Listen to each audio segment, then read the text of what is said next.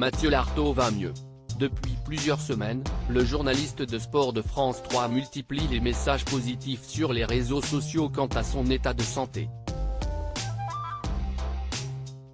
Sorti de l'hôpital le 13 août, Mathieu Lartaud a été amputé d'une partie de sa jambe droite afin de mettre un terme à la propagation d'un cancer du genou qu'il avait touché à 17 ans et dont il avait annoncé la récidive le 18 avril dernier. Une amputation à laquelle le journaliste s'attendait. Quand la chirurgienne m'a annoncé la récidive du cancer, c'est moi qui ai posé la question, explique Mathieu Lartaud à nos confrères de Paris Match au sujet de son amputation.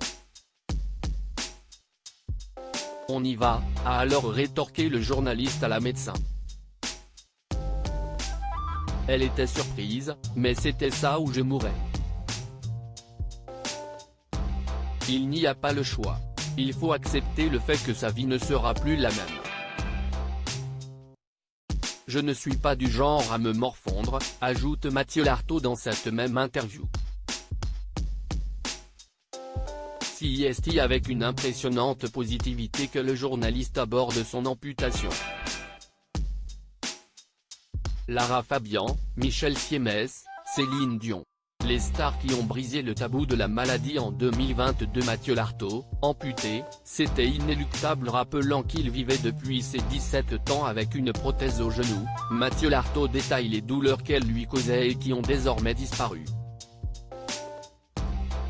Ça ne se voyait pas à la télévision, mais je pouvais difficilement plier le genou, ma jambe était atrophiée, elle faisait 4 cm de moins que l'autre.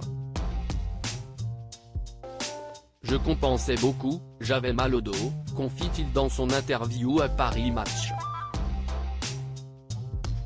Je savais qu'un jour j'allais passer sur le billard.